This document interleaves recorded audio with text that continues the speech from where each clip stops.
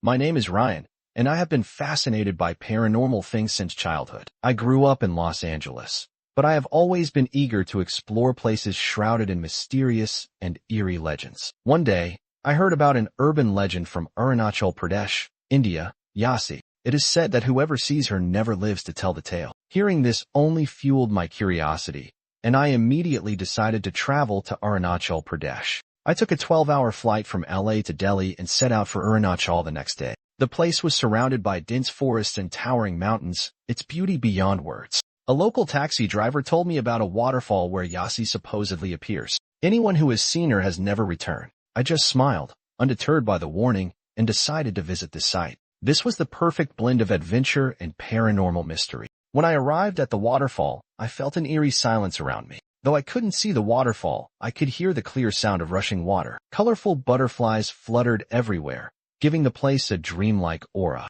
I took out my camera and started filming for my vlog. That's when I met a local man, Roger. Roger looked startled to see me. "You shouldn't be here," he said. "It's almost time for her to appear, and I am leaving." I tried to lure him with money, hoping to get more information, but he simply said, "Sir, when your life is at stake, what good is money?"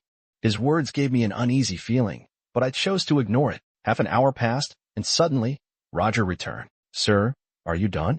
His voice was unnaturally calm. His expression seemed too neutral, almost lifeless. Something about him felt off, but I dismissed it as mere paranoia. The sky darkened as the evening set in. We decided to leave. Around 7 p.m., while walking down a narrow road, Roger said, "Sir, you should not have come here. Yashi dwells in this place." I smirked and asked, "Have you seen her?" Roger remained silent. A while later, we found a cab and got in. The car was unsettlingly silent. The driver kept his eyes fixed on the road, lost in thought. Then, Roger spoke suddenly. "Why?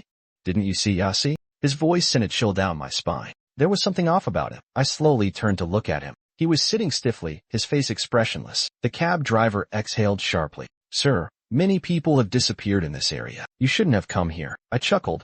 "Yashi is just a legend. Every place has its myths." The driver looked at me through the rearview mirror and said, "And what if this is more than just a story?" A strange uneasiness crept into me. I turned to Roger. He had a bizarre smile on his face, something inhuman about it. Suddenly, the temperature in the car dropped drastically. It felt as if we had been thrown into a freezer. I shivered and pulled my jacket tighter around me. And then, Roger laughed. A laugh that was unnatural, otherworldly. I slowly turned to him, and what I saw made my blood run cold. My eyes widened in terror. I scrambled to unlock the car door, but it wouldn't budge. Then, suddenly, outside the window, a face appeared. A girl's face, pale, blood-red eyes, and a haunting smile. "Yashi," I whispered, just as Roger lunged at me. The next morning, the police found a corpse, a body completely drained, as if its blood had been sucked out. The face was frozen in terror, the eyes sunken deep into the skull. The authorities launched an investigation, but nothing made sense. When they checked the camera recording,